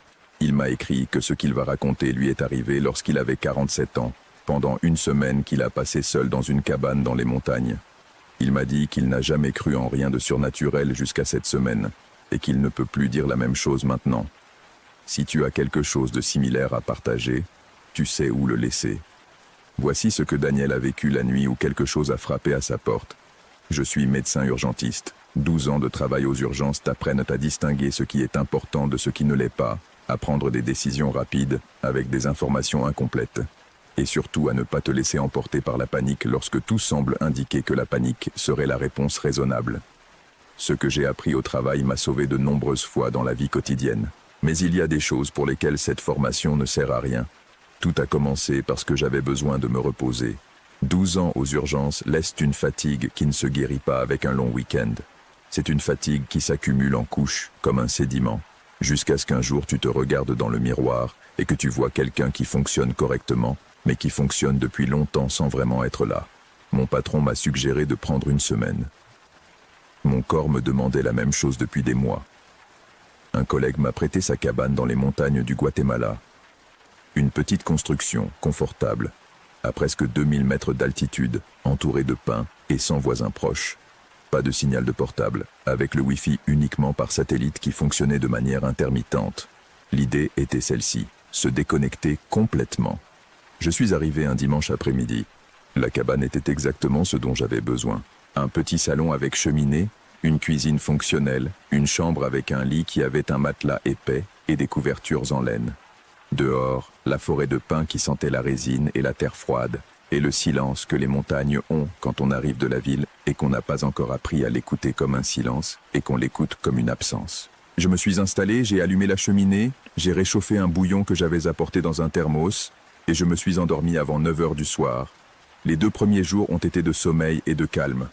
Je me levais tard, je marchais autour de la cabane, je lisais, je mangeais sans hâte, je me couchais tôt. Le corps a commencé à relâcher cette tension accumulée peu à peu, comme quand on desserre un nœud qui a été très serré et que les doigts réalisent qu'ils exerçaient une force sans s'en rendre compte. C'est au 3e jour que j'ai remarqué l'enfant. Je marchais sur le sentier qui entourait la cabane, à environ 200 mètres du bâtiment, quand je l'ai vu entre les arbres. C'était une petite silhouette, de la taille d'un enfant d'environ 8 ou 10 ans, debout entre 2 pins à environ 30 mètres de là où j'étais. Il portait des vêtements sombres qui ne correspondaient pas au climat, sans manteau malgré le froid, et me regardait. Je me suis arrêté. Je lui ai fait un geste de salut de la main. La silhouette n'a pas répondu. Elle est restée immobile, me regardant. Je marchais quelques pas dans sa direction. Quand j'arrivais au point où il avait été, il n'y avait personne. Juste les pins et le sol couverts d'aiguilles et le silence de la forêt. Je cherchais du regard dans toutes les directions. Il n'y avait aucun enfant. Il n'y avait aucune silhouette. Je retournais à la cabane sans bien comprendre ce que j'avais vu. L'œil trompe dans la forêt. Les ombres créent des formes. Le contraste entre la lumière qui filtre à travers les arbres et les zones d'ombre produit des illusions que le cerveau interprète comme des présences. J'avais une explication et je me l'appliquais. Cette nuit-là, alors que je lisais près de la cheminée, j'entendis des coups à la porte. Ce ne furent pas des coups d'urgence, ni de quelqu'un qui a besoin d'aide. Ce furent 3 coups lents et espacés, avec la cadence délibérée de quelqu'un qui sait que tu vas les entendre et qui n'est pas pressé. Toc, pause, toc, pause, toc. Je suis resté immobile un moment, écoutant. Il n'y avait plus de coups. Je me suis levé, j'ai pris la lampe de poche et j'ai ouvert la porte. Le porche de la cabane était vide. La forêt sombre au-delà de la lumière qui sortait par la porte ouverte. Le froid de la nuit est entré d'un coup, avec cette odeur de pin et d'humidité que dégage la forêt de montagne après le coucher du soleil. Il n'y avait personne. J'ai vérifié le périmètre de la cabane avec la lampe de poche. Rien. J'ai fermé la porte et je suis retourné à la chaise près de la cheminée. Je n'ai pas bien dormi cette nuit-là. Le lendemain, je suis descendu au village le plus proche, qui se trouvait à 40 minutes de marche, pour acheter quelques affaires dont j'avais besoin. Le village était petit, avec un magasin qui faisait aussi office de quincaillerie et de point d'information informel sur tout ce qui se passait dans la région. L'homme qui tenait le magasin s'appelait Don Aurelio. Il était âgé, avec cette constitution des gens qui ont passé toute leur vie en altitude, et il avait le calme de ceux qui n'ont pas besoin de remplir les silences avec des mots. Alors que je payais ce que j'avais acheté, je lui ai mentionné presque en passant que j'avais vu un enfant dans la forêt près de la cabane. Don Aurelio a cessé de compter la monnaie. Il m'a regardé. « Comment était l'enfant » a-t-il demandé. Je lui ai décrit ce que j'avais vu. La taille, les vêtements sombres, la façon dont il était resté immobile à me regarder. Don Aurelio a fini de compter la monnaie et l'a posée sur le comptoir. « Et il a frappé à votre porte » a-t-il dit. Je suis resté immobile. « Comment le savez-vous » ? « Parce qu'il frappe toujours » a dit Don Aurelio. « C'est ce qu'il fait. » « Qui est-ce » Don Aurelio s'est appuyé sur le comptoir, les bras croisés, et me regarda avec la patience de quelqu'un qui a eu cette conversation auparavant, et sait que la personne en face ne va pas tout à fait comprendre, mais mérite de savoir. « Dans cet endroit, on l'appelle l'enfant de la forêt, dit-il. Il est ici depuis plus longtemps que quiconque parmi nous. Les anciens, quand j'étais jeune, le connaissaient déjà, et ses parents aussi. Personne ne sait exactement ce que c'est. Certains disent que c'est l'esprit d'un enfant qui est mort dans la forêt il y a longtemps. D'autres disent qu'il n'a jamais été un enfant, qu'il a juste cette forme parce que c'est celle qui fonctionne le mieux pour s'approcher. S'approcher pourquoi ? Don Aurelio me regarda directement. Pour entrer, dit-il. Entrez dans la cabane. Là où que vous soyez, dit-il. La cabane, la maison, peu importe. Mais d'abord, il appelle toujours. Et si on ouvre la porte ? Don Aurelio décroisa les bras. Personne n'a pu m'expliquer correctement ce qui s'est passé après avoir ouvert complètement la porte, dit-il. Il y a 2 ou 3 personnes dans le village qui disent l'avoir fait et aucune n'en parle beaucoup. Ce que je remarque, c'est que depuis qu'ils l'ont fait, ce sont des personnes différentes de ce qu'elles étaient avant. Différentes comment ? Plus calmes, dit-il, comme si quelque chose en elles était parti et n'était pas revenu. Je suis retourné à la cabane avec cette conversation en tête et avec un malaise que j'ai essayé d'analyser avec l'objectivité du médecin que je suis. Ce que Don Aurelio décrivait était du folklore local. Le genre d'histoire que les petits villages construisent autour d'expériences qui ne peuvent s'expliquer autrement. L'enfant que j'avais vu dans la forêt pouvait être n'importe quoi. Les ombres entre les arbres, la fatigue, l'esprit qui est sous pression depuis des mois et qui, au repos, commence à traiter tout ce qui s'est accumulé de manière qui semblent externes, mais qui sont internes. Je me suis raisonnablement bien convaincu, jusqu'à cette nuit-là. Les coups sont arrivés à 11h40. 3 coups. La même cadence que la nuit précédente. Toc, pause, toc, pause, toc. Cette fois, je ne me suis pas levé immédiatement. Je suis resté assis sur le lit, dans l'obscurité, écoutant. Il y a eu un silence, et puis une voix. C'était la voix d'un enfant, aiguë, claire, complètement inappropriée pour l'heure et pour le lieu. Il venait de l'autre côté de la porte, depuis le porche. « Monsieur », dit la voix. « Monsieur, j'ai froid. » Je restais absolument immobile. La voix avait quelque chose qui ne correspondait pas à ce qu'elle disait. Les mots étaient simples. La demande était celle de n'importe quel enfant perdu dans le froid, mais le ton était plat, sans l'urgence qu'aurait un enfant qui a réellement froid et peur dans la forêt la nuit. C'était le ton de quelqu'un qui récite une phrase apprise, qui sait quelles sont les bonnes paroles, mais ne sait pas exactement comment il se sent. « Monsieur », répéta la voix, « laissez-moi entrer. » Je ne répondis pas. Le silence qui suivit fut long. Puis j'entendis des pas sur le porche, lents, contournant la cabane en suivant le mur extérieur. Je restais à l'écoute du son. Le porche avant, le mur latéral droit, le mur arrière, le mur latéral gauche, le porche avant à nouveau. Il s'arrêta devant la porte encore une fois. « Monsieur, » dit la voix, « je sais que vous êtes éveillé. » Il avait raison, évidemment. Mais le fait qu'il le dise, qu'il choisisse de le dire, m'a produit un froid qui n'avait rien à voir avec la température. Je me suis levé du lit avec précaution, sans allumer de lumière. J'ai marché jusqu'à la fenêtre latérale, celle qui donnait sur le côté de la cabane, et j'ai à peine tiré le rideau. Dehors, dans l'obscurité éclairée seulement par la lune, il y avait une silhouette debout contre le mur. C'était la silhouette d'un enfant. Il faisait face au mur, les paumes appuyées sur le bois et la tête tournée dans ma direction. Il me regardait bien que je n'ai à peine bougé le rideau. Je me suis éloigné de la fenêtre. Je me suis assis au centre du lit, la lampe de poche allumée, et j'ai pensé à ce que m'avait dit Don Aurelio. Aux personnes qui avaient ouvert la porte. À ce qu'elles étaient, maintenant. La voix ne revint pas cette nuit-là, les pas non plus. Mais à 3 heures du matin, alors que j'avais déjà décidé que je n'allais plus dormir et que j'étais assis près de la cheminée avec le feu au maximum, j'ai entendu quelque chose de différent. Pas de coups, pas de voix, juste une respiration. Elle venait de sous la porte. Le genre de son qu'une personne fait en étant allongée sur le sol avec le visage contre le seuil. Une respiration lente et régulière, trop régulière, sans les variations que prend la respiration de quelque chose de vivant. Je suis resté à regarder la fente sous la porte. Sous cette fente, très ténue, il y avait une ombre qui se mouvait légèrement, comme si quelque chose était là, de l'autre côté, à quelques centimètres du bois. Je ne bougeais pas. La respiration continua pendant ce que j'estimais être 20 minutes, bien que cela aurait pu être plus. Puis elle s'arrêta. L'ombre sous la fente disparut. La forêt resta dans un silence complet. À l'aube, avant que le jour ne se lève complètement, j'ai rangé mes affaires, fermé la cabane et pris le chemin du village. Je ne suis pas resté prendre le petit déjeuner.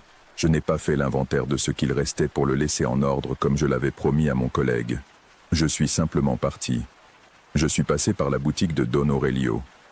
Il m'a vu entrer avec mon sac à dos et mon visage fatigué et n'a rien dit immédiatement. Il m'a servi un café sans que je le demande. « Combien de nuits ?» a-t-il demandé. « 2, ai-je dit. Il a hoché la tête. A-t-il ouvert la porte? Non. Quelque chose dans son expression s'est légèrement détendu. Bien, a-t-il dit. Quand il n'ouvre pas la porte, il perd de l'intérêt après un certain temps. Il cherche quelqu'un qui le fasse. Et y a-t-il toujours quelqu'un qui le fait? Don Aurelio m'a regardé par-dessus sa tasse de café. Toujours, a-t-il dit. Il y a des gens qui ont de la curiosité, des gens qui ne croient pas, des gens qui pensent qu'ils peuvent le gérer. Il y a toujours quelqu'un. J'ai pris le café, je l'ai remercié, et j'ai continué vers la ville. Je suis rentré chez moi le même jour. Je me suis douché, j'ai mangé quelque chose, et j'ai dormi 12 heures d'affilée. Cette nuit-là, je n'ai rêvé de rien. Mais à 11h40, exactement, je me suis réveillé. Pas à cause d'un bruit. Pas parce que quelqu'un frappait à ma porte. Je me suis réveillé seul, dans le silence de mon appartement en ville, le cœur battant sans raison apparente. Je suis resté immobile à écouter. Mon appartement était silencieux, la rue dehors avait le bruit normal de la ville la nuit. Il n'y avait rien. J'ai fermé les yeux, et à la lisière du sommeil, très doucement, presque inaudible, j'ai entendu 3 coups. Coup, pause, coup, pause, coup, venant de nulle part et de partout en même temps. Je n'ai ouvert aucune porte. Mais depuis cette nuit-là, chaque fois qu'il est 11h40, je me réveille. Et je reste immobile dans l'obscurité jusqu'à ce que ça passe. Je ne sais pas combien de temps cela va continuer à passer. C'est tout ce que je peux dire. Et là s'arrête le témoignage de Daniel. Il m'a écrit à la fin qu'il continue à dormir avec la lumière du couloir allumée, quelque chose qu'il ne faisait pas depuis son enfance. Je ne le juge pas du tout. Si jamais tu as entendu quelque chose dans la nuit que tu n'aurais pas dû entendre, ou si tu as visité un endroit où les avertissements locaux avaient plus de sens que ce qu'il semblait, fais-le moi savoir dans les commentaires. J'aimerais le lire. Et si cette histoire t'a accompagné ce soir, abonne-toi pour continuer à en recevoir plus chaque semaine. Prends soin de toi, on se retrouve dans la prochaine histoire.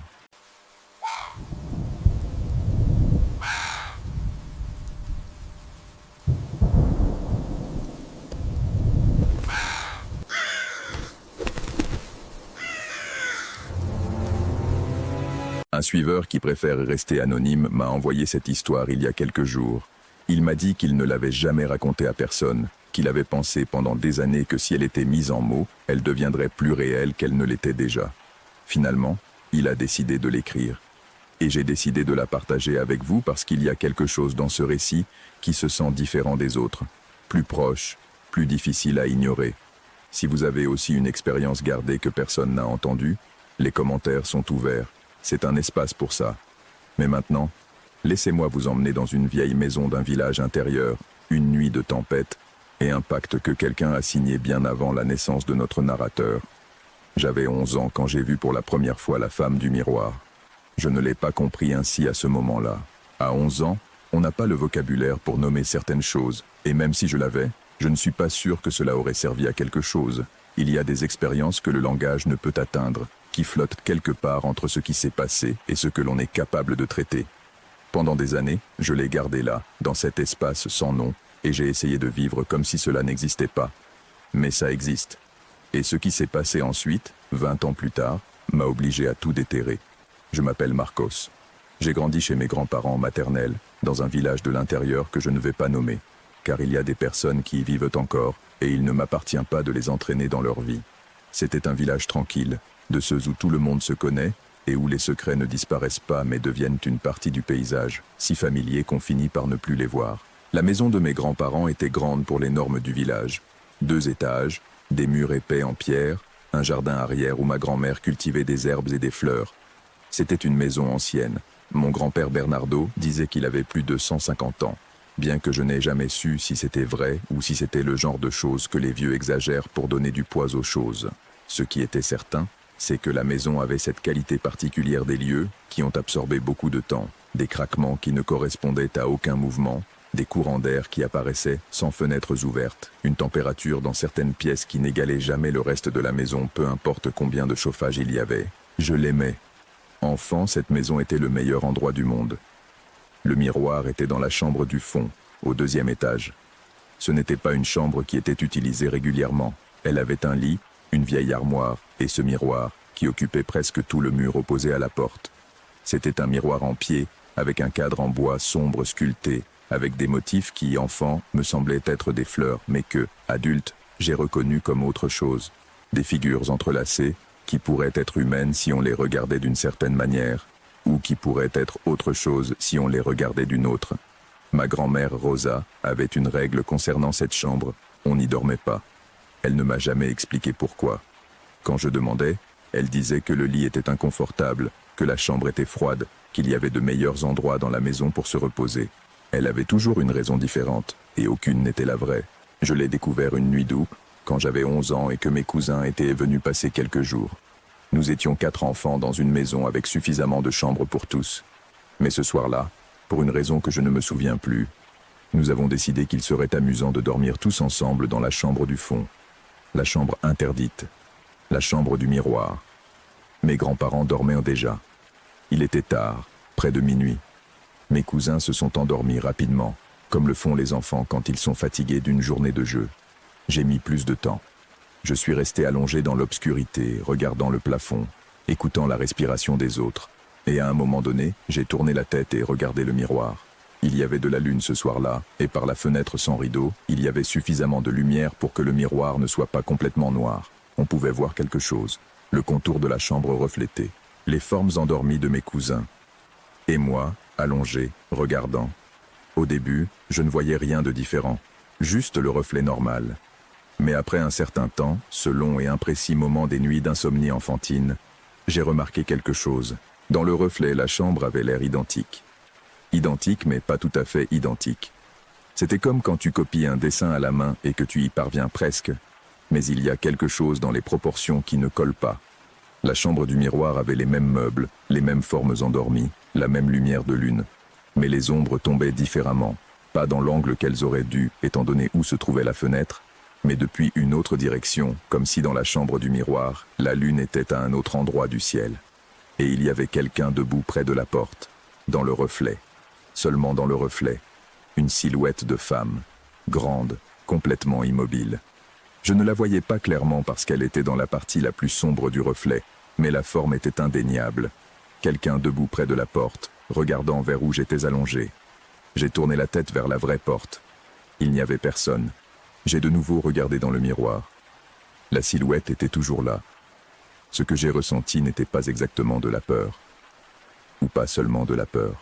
C'était quelque chose de plus proche du vertige, de cette sensation physique que le sol bouge sous les pieds. Comme si quelque chose dans la réalité avait fait un petit faux pas et mettait du temps à se réajuster. Je me suis couvert avec le drap jusqu'à la tête. J'ai fermé les yeux, et je ne les ai pas rouverts jusqu'à ce que je voie la lumière du jour filtrer à travers le tissu. Je n'ai rien dit à personne, ni à mes cousins, ni à mes grands-parents. Je l'ai gardé avec cette efficacité particulière des enfants pour enterrer les choses qu'ils ne peuvent pas traiter. Les années ont passé. J'ai grandi. J'ai cessé de passer les étés chez mes grands-parents. Je suis parti en ville pour étudier. J'ai construit ma vie d'adulte avec la distance délibérée que l'on met parfois entre soi et les lieux de l'enfance. Mon grand-père Bernardo est mort quand j'avais 23 ans. Ma grand-mère Rosa a continué à vivre dans la maison, seule, avec la tranquillité obstinée des vieux qui ne veulent pas changer leur géographie. Je lui rendais visite de temps en temps, pas fréquemment, et je ne montais jamais au deuxième étage si je pouvais l'éviter. Ce qui s'est passé il y a 2 ans a commencé de manière complètement ordinaire. Ma grand-mère Rosa est tombée. Rien de grave, une fracture au poignet droit qui a nécessité une petite chirurgie et plusieurs semaines de récupération. Elle ne pouvait pas rester seule dans cette grande maison, et mes oncles avaient des vies compliquées, alors c'est moi qui me suis proposé de rester avec elle pendant le mois de sa récupération. Je suis retourné chez mes grands-parents à 31 ans avec une valise.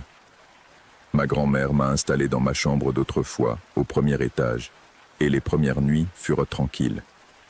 C'était novembre. Le village était silencieux et froid, et il y avait quelque chose de réparateur dans ce rythme lent des jours avec une personne âgée, le petit déjeuner à 8 heures, les nouvelles à midi, la soupe habituelle à 7 heures du soir. C'est durant la première semaine que j'ai commencé à remarquer que ma grand-mère regardait vers le plafond, pas constamment, mais de temps en temps, à des moments aléatoires de la journée, au milieu d'une conversation, en attendant que l'eau bout, en regardant la télévision. Elle levait les yeux vers le plafond ou vers l'escalier, avec une expression que je n'ai pas su lire immédiatement. Un jour, je lui ai demandé « Grand-mère, que regardes-tu » Elle baissa les yeux et sourit, ce sourire habituel, apaisé. « Rien, mon fils, des manies de vieille. » Mais la 3e fois que je l'ai vu le faire, j'ai remarqué la direction exacte de son regard. Je ne regardais pas le plafond en général. Je regardais un point spécifique. Le plafond au-dessus de l'escalier, qui correspondait au sol de la chambre du fond, au 2e étage, la chambre du miroir. Cette nuit-là, quand elle dormait déjà, je suis monté. Je n'étais pas allé dans cette chambre depuis cette nuit d'enfance. En ouvrant la porte, l'odeur m'est parvenue en premier. Bois ancien, quelque chose ressemblant à de l'encens bien qu'il n'y ait pas d'encens, et en dessous de tout cela quelque chose qui n'avait pas de nom, mais que j'ai reconnu immédiatement quelque part sous la conscience. La chambre était la même, le même lit, la même armoire, le même miroir occupant presque tout le mur du fond. La lune de novembre entrait par la fenêtre avec cette lumière froide et précise de l'hiver, et le miroir brillait légèrement dans l'obscurité. Je suis resté sur le seuil un moment. Je ne suis pas entré. D'où j'étais, je pouvais voir mon propre reflet dans le miroir. Moi, debout à la porte, avec la lumière du couloir derrière. Rien d'autre. Je suis allé me coucher, mais cette nuit-là, j'ai rêvé du miroir. Dans le rêve, j'étais debout devant lui, et mon reflet ne m'imitait pas. Mon reflet était immobile pendant que je bougeais, il m'observait avec une expression qui n'était pas la mienne, et à un moment, il a ouvert la bouche et a dit quelque chose que je n'ai pas pu entendre, car je me suis réveillé en sursaut, avec le cœur battant, et la chambre de mon enfance enveloppée dans l'obscurité familière. Je me suis assis sur le lit, et j'ai attendu que mon cœur se calme. Et alors je l'ai entendu, d'en haut, de la chambre du fond. Un son doux, presque imperceptible, que j'ai mis plusieurs secondes à identifier. C'était comme le frottement de quelque chose contre une surface en verre. Lent, rythmique, comme si quelqu'un, de l'autre côté du miroir, passait les doigts sur la surface. Je suis resté complètement immobile, écoutant. Le son a continué pendant peut-être 2 minutes, puis s'est arrêté. Silence absolu. Je ne suis pas monté cette nuit-là. Je suis resté assis sur le lit jusqu'à l'aube, et quand la lumière a enfin commencé à entrer par la fenêtre, j'ai respiré et décidé que je parlerais à ma grand-mère. Le petit déjeuner était normal. Elle était de bonne humeur, contente d'avoir de la compagnie, me posant des questions sur mon travail et ma vie en ville. Je l'ai laissé parler, et quand il y a eu un silence naturel, je lui ai demandé « Grand-mère, qu'y a-t-il dans le miroir de la chambre du haut ?» Le silence qui a suivi était différent des silences normaux. C'était un silence lourd. Ma grand-mère Rosa a posé la tasse sur la table avec beaucoup de soin, comme si elle avait besoin de faire quelque chose avec ses mains pour réfléchir. Puis elle m'a regardé avec ses petits yeux marrons qui m'avaient toujours semblé indéchiffrables. « Es-tu monté dans la chambre ?» a-t-elle demandé. Juste jusqu'à la porte. « As-tu vu quelque chose ?» Hier soir, j'ai entendu quelque chose, Elle a hoché la tête lentement, comme si c'était ce qu'elle avait craint et en même temps ce qu'elle avait espéré quelque part. « Assieds-toi » a-t-elle dit, bien que j'étais déjà assis. C'était une façon de dire « Ce que je vais te raconter nécessite que tu restes immobile. » Et il m'a raconté. L'histoire avait plus de 60 ans.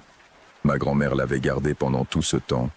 D'abord parce qu'il n'y avait pas de mots pour la raconter, et ensuite parce que les mots existaient, mais que la peur était plus grande qu'eux. Quand ma grand-mère Rosa avait 19 ans et venait de se marier avec mon grand-père Bernardo, ils vivaient dans cette même maison qui appartenait à sa famille depuis des générations. Au cours de la première année de mariage, ma grand-mère est tombée enceinte.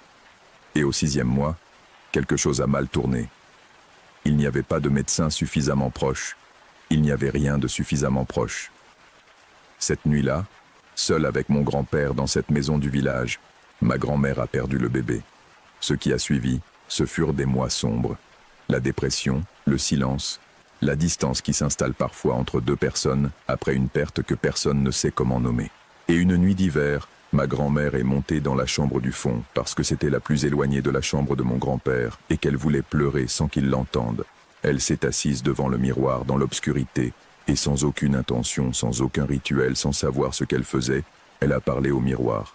Elle a parlé à son bébé mort. Elle lui a demandé de le voir. Juste une fois. Juste savoir qu'il allait bien, qu'il était quelque part et qu'il n'avait pas simplement disparu dans le néant. Et le miroir lui a répondu. Il ne lui a pas montré le bébé. Ma grand-mère a été très claire là-dessus quand elle me l'a raconté, avec cette précision de celle qui a revécu un souvenir tant de fois qu'elle connaît chaque détail. Ce qui est apparu dans le miroir n'était pas son fils. C'était une femme qui n'était pas dans la pièce, juste dans le reflet, debout derrière là où ma grand-mère était assise. Et cette femme lui a parlé. Elle lui a dit qu'elle pouvait l'aider, qu'elle pouvait faire en sorte que la prochaine grossesse arrive à terme, qu'elle pouvait protéger le bébé à venir. Ma grand-mère, à 19 ans et le cœur brisé, a demandé ce qu'elle voulait en échange. La réponse était celle-ci. Rien de toi. Il suffit que tu laisses le miroir où il est, que tu ne le couvres pas, et que tu ne le sortes pas de la maison. C'était tout. Ni sang, ni promesses compliquées, ni rituel. Juste ça. Ma grand-mère a dit que oui. La grossesse suivante est arrivée à terme. Ma mère est née en bonne santé. Puis 2 autres enfants sont arrivés, également en bonne santé. Ma grand-mère a rempli sa part du marché avec la simplicité de celle qui paie une dette qu'elle juge juste. Elle a laissé le miroir à sa place, ne l'a jamais couvert, ne l'a jamais sorti de la maison. Mais avec les années, elle a commencé à remarquer des choses. Le miroir ne reflétait pas seulement la chambre. Parfois, à certains moments, à certaines heures, il montrait des choses qui n'étaient pas là. Pas toujours la silhouette de la femme, parfois juste des ombres avec la chute incorrecte. Parfois, la chambre vide, mais avec une sensation que quelqu'un venait juste d'y être. Et parfois, très rarement, la femme à nouveau, debout dans le reflet, regardant vers l'extérieur. « Ça ne t'a jamais fait de mal ?» lui ai-je demandé. « Jamais », a dit ma grand-mère. « En toutes ces années, jamais. » Elle a fait une pause. Tant que le miroir est là, il remplit sa part. Il nous a laissés en paix. Mais, ai-je dit, car il y avait un mais dans sa voix, même si elle ne l'avait pas dit, elle a joint les mains sur la table. Dernièrement, elle est plus active. Je l'entends. Tu l'as entendu hier soir. Avant, il pouvait s'écouler des mois sans que je ne remarque rien, parfois des années. Mais depuis quelques mois, il y a des nuits où elle sonne. Et je ne suis plus jeune, Marcos. Elle me regarda. Je commence à penser que quand je ne serai plus là, quelqu'un d'autre devra savoir ce qu'il y a dans cette chambre, pour qu'il ne commette pas l'erreur de sortir le miroir, ou de le couvrir, ou de faire quelque chose qui rompe l'accord. Ce que j'ai ressenti à ce moment-là était un mélange de choses difficiles à séparer. La peur, oui, mais aussi quelque chose de plus compliqué.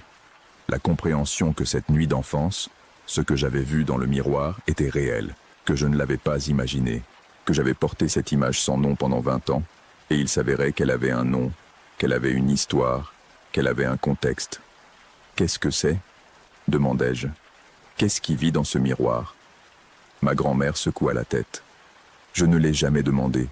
Quand tu as 19 ans et que tu es brisé et que quelque chose te propose ce que tu désires le plus, tu ne demandes pas ce que c'est. Tu acceptes. Et si je le demandais maintenant ? Elle me regarda pendant un long moment. Je ne sais pas. Mais si tu décides d'aller dans cette chambre, Marcos, tu dois savoir une chose. Ne fais aucun marché. Quoi qu'il dise, quoi qu'il offre, n'accepte rien. Le marché que j'ai fait était petit et fonctionne depuis des décennies parce qu'il était petit. Un nouveau marché avec cette chose, je ne sais pas ce que cela impliquerait. Cette nuit-là, je ne suis pas monté. Mais la nuit suivante, si. Il était près de 1 heure du matin quand je me suis réveillé à nouveau au son de ce frottement contre le verre, cette fois plus long, plus insistant, comme si quelque chose avait décidé que ma patience avait atteint ses limites. Je me suis levé, suis monté les escaliers dans l'obscurité et ai ouvert la porte de la chambre du fond. La lune de novembre remplissait la chambre de sa lumière froide, et le miroir brillait comme une fenêtre vers un endroit avec un éclairage différent. Je suis resté sur le seuil, comme la nuit précédente, et j'ai regardé mon reflet. Mon reflet me regardait en retour. Pendant presque 1 minute, juste ça. Silence. La chambre immobile, le miroir montrant exactement ce qu'il devait montrer. Et puis, dans le reflet, j'ai vu que quelque chose changeait derrière moi. Je n'ai pas tourné la tête. Quelque chose en moi le savait sans que je doive le vérifier. Il n'y avait rien derrière moi dans la vraie chambre. Ce que je voyais n'était que dans le reflet. Et ce que le reflet me montrait était la silhouette d'une femme se matérialisant dans l'obscurité du fond, prenant forme comme lorsque les yeux s'adaptent à la pénombre et que les formes qui auparavant n'étaient de rien deviennent quelque chose. Je l'ai vue clairement pour la première fois. C'était une femme d'âge moyen, ou du moins c'était ce qu'elle semblait être. Mince, avec des cheveux foncés relevés, vêtue de quelque chose qui ne correspondait à aucune époque particulière ou qui peut-être correspondait à toutes. Son visage était complètement ordinaire et c'était le plus perturbant. Il n'y avait rien de monstrueux en elle. C'était un visage normal, avec des yeux sombres et une expression qui aurait pu être décrite si l'on devait choisir un mot, comme patiente. Elle parla. Je l'écoutais non pas avec les oreilles, mais de la même manière dont parfois les pensées propres apparaissent dans la tête sans qu'on les ait invitées. « Tu n'es pas venu depuis longtemps. »« Je ne vis pas ici, » dis-je. « Ta grand-mère vieillit. Je le sais. Quand elle ne sera plus là, l'accord aura besoin de quelqu'un pour le maintenir. Je me rappelais ce que ma grand-mère m'avait averti. Ne fais aucun marché. Je suis juste ici pour prendre soin d'elle pendant qu'elle se remet, dis-je. Ensuite, je retourne en ville. Tu peux retourner en ville. L'accord ne nécessite pas que tu sois ici. Il nécessite juste que le miroir reste. Et si je vends la maison quand ma grand-mère mourra ? C'était plus une pensée qu'une question, mais je l'ai dit à voix haute. La figure dans le reflet ne changea pas d'expression. Le miroir peut aller avec la maison. Tant qu'il reste dans ce monde, l'accord tient. Et si ça se casse, et s'il y a un accident, ce serait un problème, pour tout le monde. Le « pour tout le monde » flottait dans l'air froid de la pièce avec un poids particulier. Que se passerait-il ? Rien qui ne soit déjà arrivé auparavant dans des endroits où les accords se brisent. Je n'ai pas répondu à cela.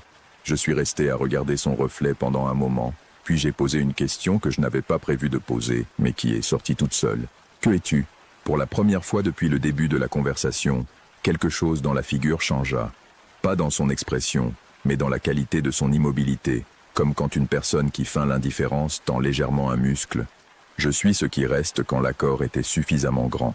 Je n'ai pas complètement compris cela. Je ne le comprends toujours pas. Mais il y avait quelque chose dans cette réponse qui m'a semblé, d'une manière étrange, honnête. « Que veux-tu de moi ce soir ?» ai-je demandé. « Si ce n'est pas un accord, qu'est-ce que c'est ? Sache que quand elle ne sera plus là, tu sauras.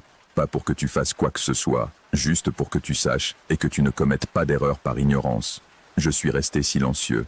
Le miroir ne peut pas sortir de cette maison. Il ne peut pas être couvert. Il ne peut pas être détruit.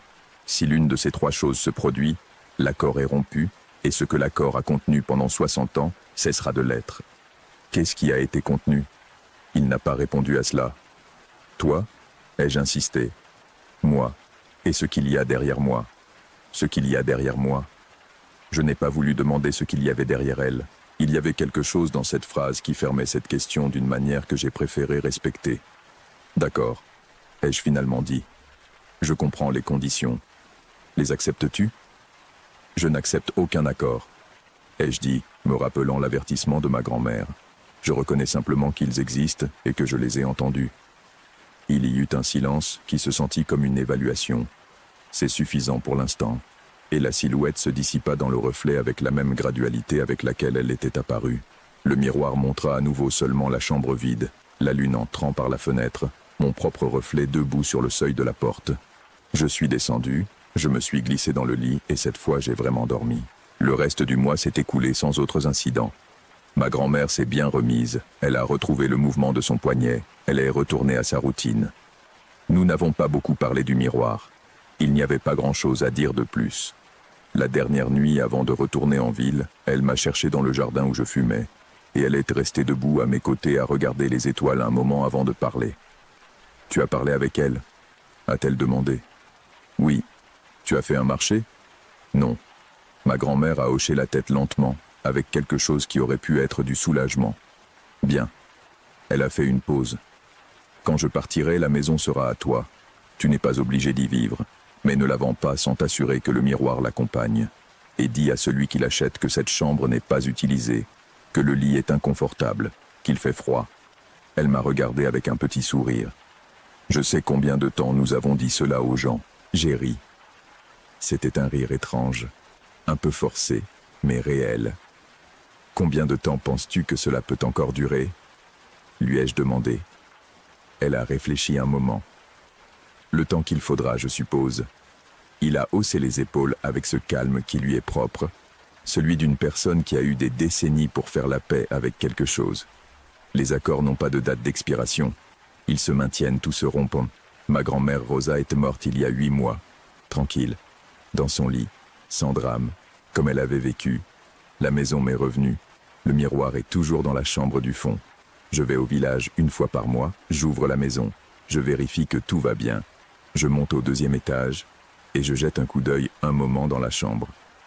Le miroir reflète la chambre vide, la lumière de la fenêtre, mon propre reflet dans la porte. La silhouette n'est pas réapparue depuis cette nuit-là. Mais le miroir, quand je le regarde sous certains angles, à certaines heures de la journée, continue de montrer des ombres avec la chute erronée. Et je n'ai toujours pas vendu la maison. C'est tout ce que ce suiveur a voulu partager. Il m'a dit que l'écrire a été plus difficile que prévu, non pas par peur, mais parce qu'il a dû accepter que pendant 30 ans, il a vécu avec quelque chose qu'il n'a pas su voir. Que parfois, les histoires les plus troublantes ne sont pas celles des monstres, mais celles des accords signés par nécessité, qui se transmettent de génération en génération sans que personne ne les ait vraiment choisis. Si cette histoire t'a touché, fais-le moi savoir dans les commentaires. Et si tu as aussi quelque chose de caché que personne n'a entendu, tu sais qu'il y a ici un endroit pour cela. Prends bien soin de toi. On se retrouve dans la prochaine histoire.